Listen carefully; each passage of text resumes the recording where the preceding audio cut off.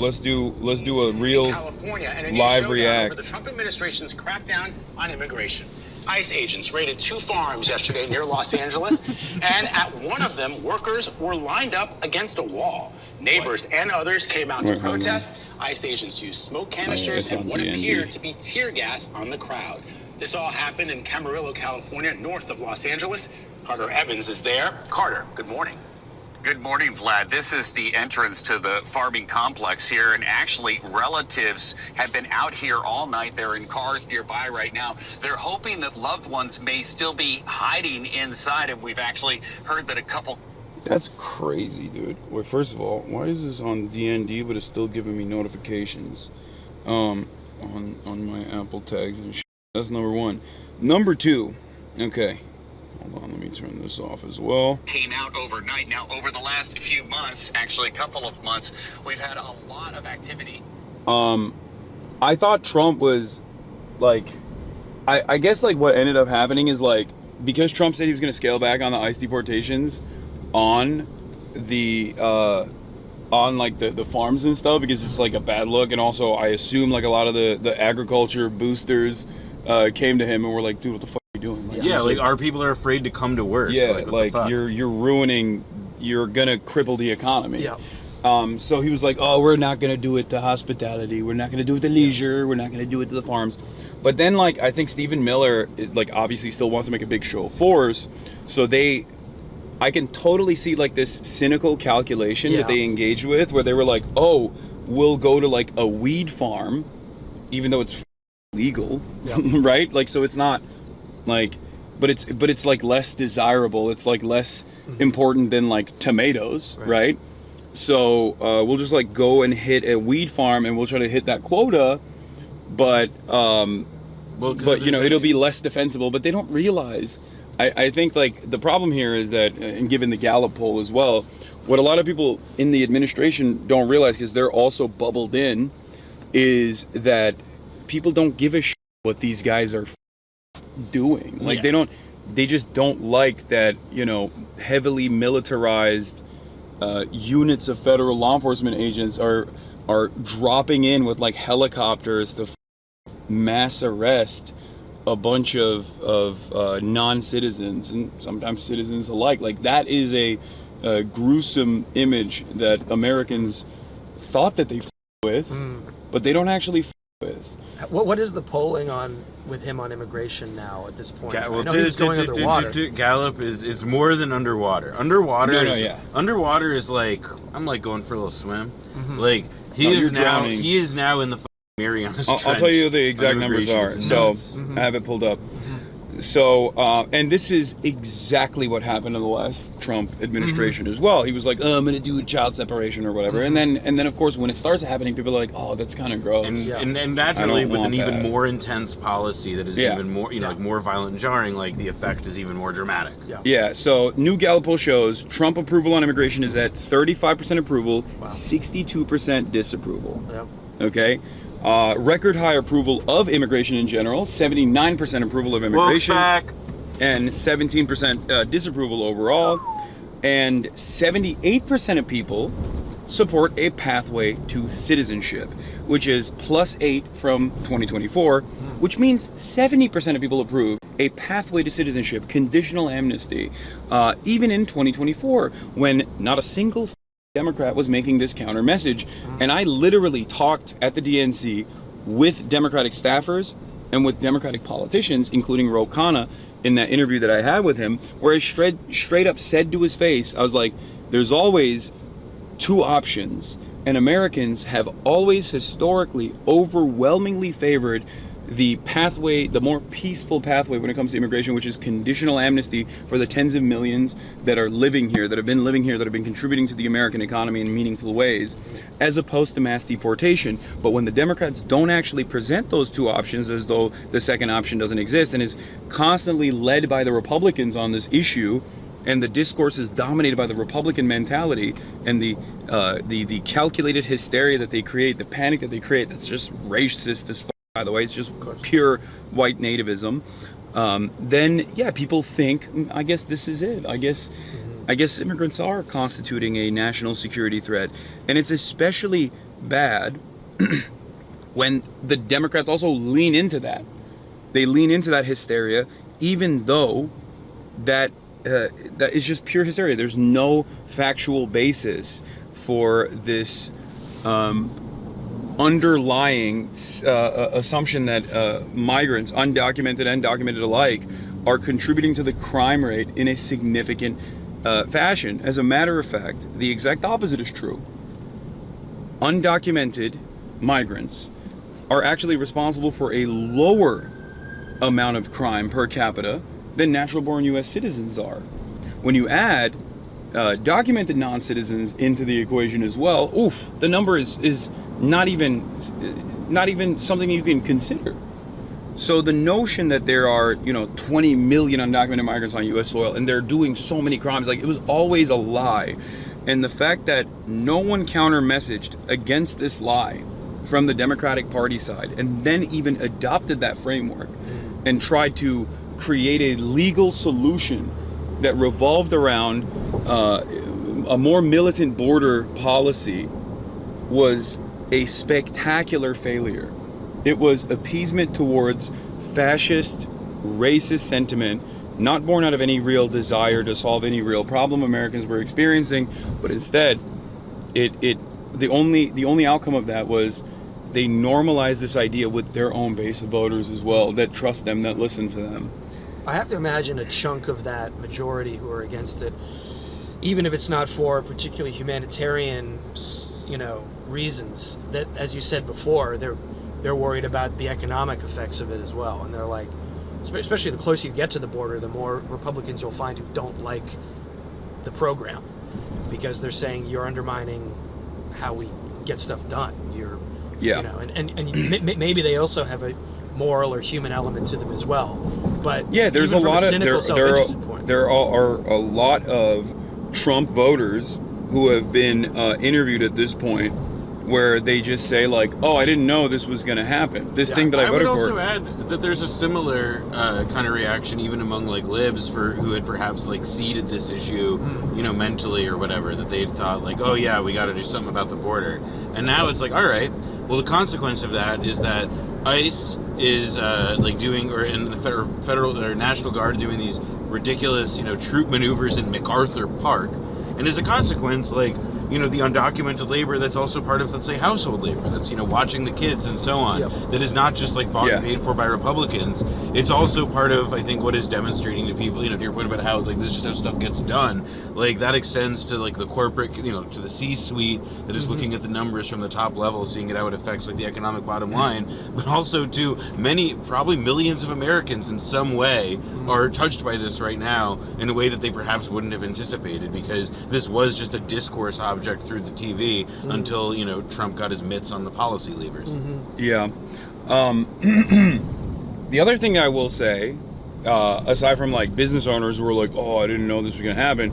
I mean, I've talked to people who have undocumented relatives, and people that actually voted for Donald Trump with undocumented relatives, and part of that equation is quite literally because they just did not think or did not hear enough from anyone that Donald Trump was going to absolutely do this.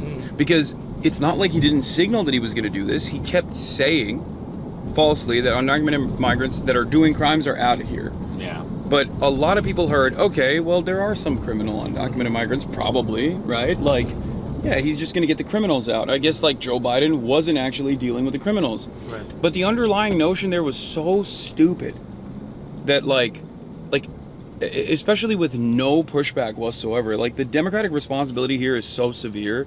I don't want to let them get away with this, because they could have just been like, what do you mean? Like, so you think when someone of Guatemalan descent, like, commits a crime, a heinous crime, like a rape or something, you think the police, they catch him and then they go, oh, we're under the Biden leadership, so sorry, we can't prosecute you because you're undocumented? This was the foundational stuff for Trump, like, meaning that, like, this was foreseeable from the jump. Like, with the bloody shirt that Trump wrapped the launch of his campaign around was the murder of a woman in San Francisco, a young white girl, by an immigrant who had previous criminal convictions. Yeah. And Kate Steinle was, I believe, her name. I think her parents spoke at the Republican convention in 2016. Yeah. And which is just to say that the idea that this was some secret winning issue that he had hit on and that the Democrats hadn't had an answer for. This is more or less what he'd campaigned on for 8 years. Yeah. Also, it's what the Republicans have always campaigned on. It's not like I spoke on this. I have never not spoken on this. This is definitely a very important issue for me. But I spoke on this in the month of February and April in 2021, when Joe Biden had just assumed office. And one of the first things that happened was the Haitians that were crossing the border for TPS to get asylum status, and they were getting whipped with the reins on horseback Customs and Border Patrol officers, right? And that image, a lot of people got very frustrated by, understandably. And at that time I said, look, if the Biden administration doesn't address the inhumanity of immigration by actually following through on the promises that they had made, that they'd won on, the first 100 days, included conditional amnesty, included ending the child separation policy and the deportation system that they had, and immediately hiring more immigration officers and beefing up the immigration courts to expedite the process of paperwork for all these people that were coming in. If they don't do this and then actively message that they're doing this because that's what the people wanted, the media loves being contentious from a right-wing framework whenever there's a liberal in charge. Yeah. And the Republicans are never going to let this go. They're going to make this the single most important issue. And lo and behold, they didn't do that, of course, predictably. And they just kind of were very wishy-washy on it while simultaneously doing a lot of right-wing stuff. And it turned into this major issue of consequence because right-wingers dominated discourse on this, and they led the conversation on this issue, creating a totally panicked, hysteric narrative that undocumented migrants were doing crimes in this country. And the Democrats played Mr. Me Too on this one. Kamala, remember that we used the clip in our second season where Kamala says, she's speaking, I believe, in Guatemala, saying do not come. Yeah. They were trying to discourage. It's okay, so we're gonna poison and destroy this part of the world which sits way down near the bottom of the value chain of wealth creation or whatever. They get to keep none of it for themselves, and we're gonna tell them well, now that your places are all horribly unstable and unsafe to live, off and die. Well, they're most comfortable in the status quo. It's the same it's not exact. It's connected to immigration, but it's the same thing that happened with Cuba, where Trump, not only undid the Obama opening with Cuba normalization, he also slapped on 200 more sanctions on them, and then Biden got in, didn't touch it until the last day, and then Trump just came in again. That was so disgusting. And so the entire policy toward Latin America, which of course does include immigration, the Biden people were just happy to not have to talk about it for 4 years. Yeah. Oops, now it's time for an election, and he didn't talk about it for 4 years. You didn't talk about it for 4 years. You quietly also accelerated the ICE funding, as you always do, year over year. Yep. And Yeah, you said and obviously Biden was a fantastic failure on different fronts, right? He was not the dynamic communicator that any party needs. No. I wouldn't go that far. But he was a great piece of ass. Yeah, he was sexy. He looked good. He looked really. When the eye filled up with blood. Something else is filling up. I was about to say. That was when I knew. Yeah, I knew. I was horned up. I was horned up the entire time. You're right about that. But it's not enough. Yeah, just not. Posting And he on was how laying hot pipe. he was. He was laying pipe. Well, didn't they spread a rumor that he was? It was in the book. It was in the Jill Stein book, Dr. Jill Stein book. right around the time when everyone was like, Biden is so old. Dr. Joe Biden. Not Jill Stein. Sorry. I was like, Dr. wait, Jill Stein and Joe Biden? Well, Jill Stein is also, well, maybe, who knows? I mean, I'm sure it was everybody. He is a sexual dynamo. They were probably doing orgies in there. Yeah, like somebody read those studies that are like, old people tend to have sexual relations more frequently. And they were like, you know what this means? If we tell lots of people that like Joe Biden is like consensually rubbing on his wife and whatnot, then like that's going to make people think that he's tight and cool. Yeah. And it worked, and that's why we live in the good timeline. Mm-hmm. Yeah. So, but going back to Camarillo, I think the regular Republican commentators, I think, are trying to do the well, this is a weed farm, we got you, silly libs. Like, right. Weed is not produce. It's like, it doesn't matter.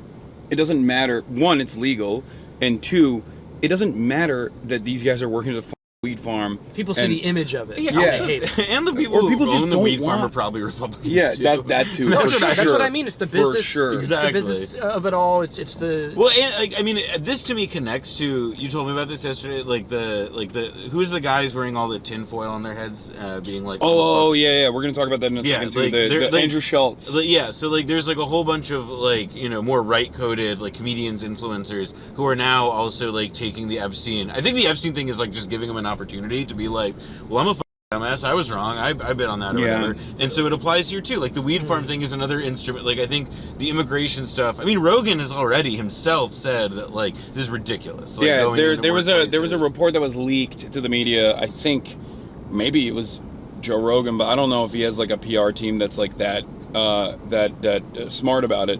But there was a report leaked that like Joe Rogan is in Trump's ear about like scaling back the mass deportations, like, Oh my God. and it might have been Trump's team actually, because they're more clever and sophisticated when it comes to PR stuff like And this. they'd be happy to lie too. Yeah. Like they'd be happy to say he had a phone call with Rogan and this is what it was about, and like, Yeah, who knows? Oh my God. but basically.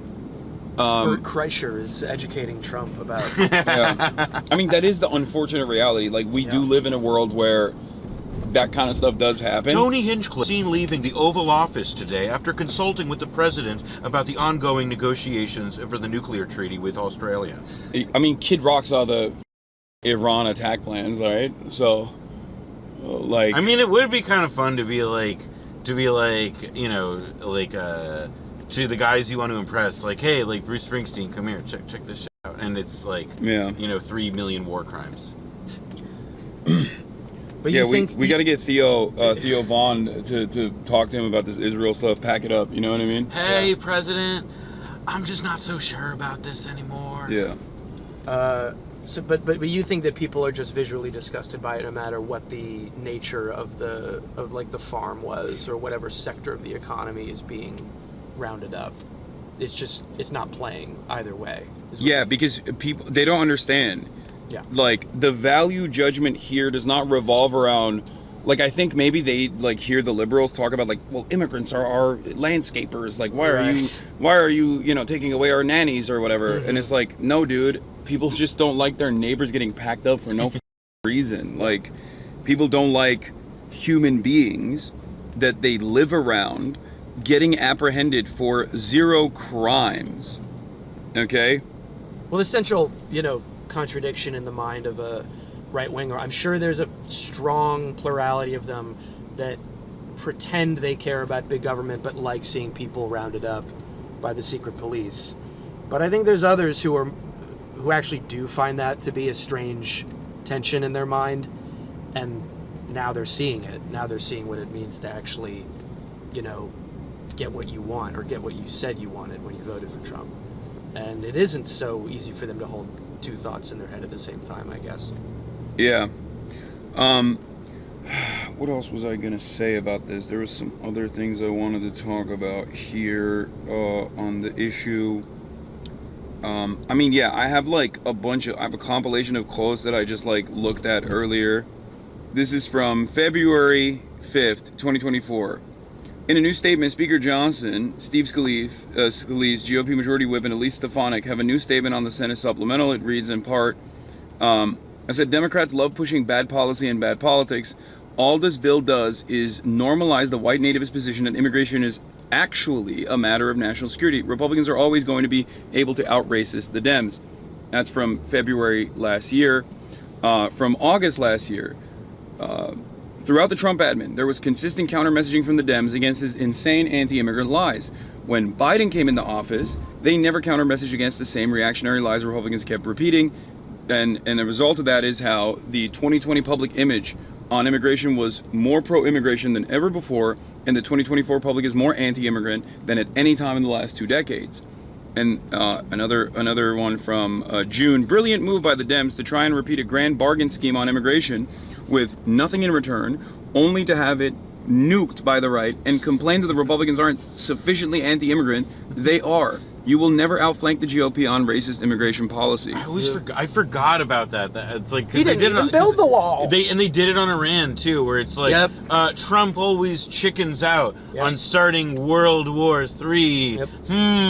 Schumer is overlooking the eyeglasses. Let's make our line a dare of the guy who hates being made to appear small. Yeah, actually, that's a great idea. Yeah, here's a Democratic wins media. Okay, breaking. President Biden just slammed Republicans for failing to take action on the border. Because of this, President Biden announced an executive order to deny asylum requests for immigrants who cross the border illegally. Retweet so all Americans see. To which I responded with breaking. President Biden enacts Trump's white nativist immigration policy that he ran against only 4 years ago. That is this. I take back what I said. How they didn't talk about it. They actually talked about it in the worst way possible. Yeah, they made it worse. It's like it reminds me of like when Hillary in 2016. It turns out that like some of their operation ended up like turning out people who just like voted for Trump. And how in this case it's like, oh yeah, we're going to talk about immigration. We're just going to talk about it in the way that actually raises the salience of the issue for our opponents entirely. Yeah. Yep. And not only that, but you look like a fraud. You look like you lied. Yep. You look like you lied for the past 8 years when you tell your audience this issue that we counter-messaged against initially for the past 8 years, saying that it was racist to be in favor of a border wall. We were lying. We like the border wall. Trump doesn't want to build a border wall, actually. At that point, if you're in the margins, if you're in the middle somewhere where you're like, I don't really know what the f is going on, but I see images of homeless people and I associate that with crime immediately, and then people tell me that that's born out of immigration and the flow of immigration into the country, I'm a little scared that people speak languages that I don't understand. All of those things combined, and then they hear like, well, these guys, these Democrats, they said that this was racist, and now are they racist? Like, what's happening? I think there's also this ties to like the general like coarsening of the discourse, like the fact that it's now like a mainstream Republican talking point to be like the Zoran eat with his hands, like a dirty Indian, and it's like this is like it is truly like it's like like when you see the idea that like defending human difference is like part of just like what it means to like like that's, be an American, be a human, be a person, that like you know we exist with other people who don't do all the same things we do, and that's fine. In fact, it's nourishing for the spirit. And once again, the Democrats are actually united with the Republicans, although they would say they're not, in attacking that guy, in attacking that particular candidate. That's so why would anyone look at the Republican treatment of Mamdani or the threats to deport him and think it's out of the mainstream? The Democrats are talking about how he's a terrorist. I'm gonna guy Chris Murphy, July 10th, 2025. This is from today. I'm gonna have a seizure reading this. Chris Murphy takes a post from Variety that was talking about Arnold Schwarzenegger, saying both parties are to blame for LA ICE raids. This is a result of Democrats and Republicans not being able to come together on immigration reform, and so that's what needs to be done so that you don't have to go and start arresting people in the first place. So we know who's in this country and who's working here, who has the temporary working permit, who has the permanent working permit. For decades now, they have been avoiding the subject because it's an advantage to both parties to not do it. So they're all political hacks, party hacks, rather than public servants. Arnold Schwarzenegger is right. Yes. Even though he's like a little wishy-washy on this because he just says immigration reform instead of directly identifying the issue at heart, which is that undocumented and documented migrants, the only difference between them is a piece of paper. Okay? When he says immigration reform, that's what he's referencing. Make no mistake. So he's 100% correct on this. Chris Murphy's response, on the other hand, is expected and horrifyingly bad, as always. The Democrats and Republicans line is bull. I wrote a bipartisan bill last year that would have stopped all asylum seekers from being released into the country. Oh. It gave POTUS emergency power to shut down the border. It put billions in the border security. Trump killed it. So his argument is that, no, I am as evil as the Republicans. Arnold is wrong. Like, he's like arguing against the idea that he didn't do enough to be. It's so funny. I'm losing my mind at this. I'm losing my mind at this. I'm helping. Chris Murphy also was like, he has obviously ambitions for higher office, right? He obviously has ambitions for higher office. He was one of the first to be like, maybe we need to do this like left-leaning populism stuff I'm sorry, a little bit. What if we went on podcasts? Yeah, but it's this instinct right here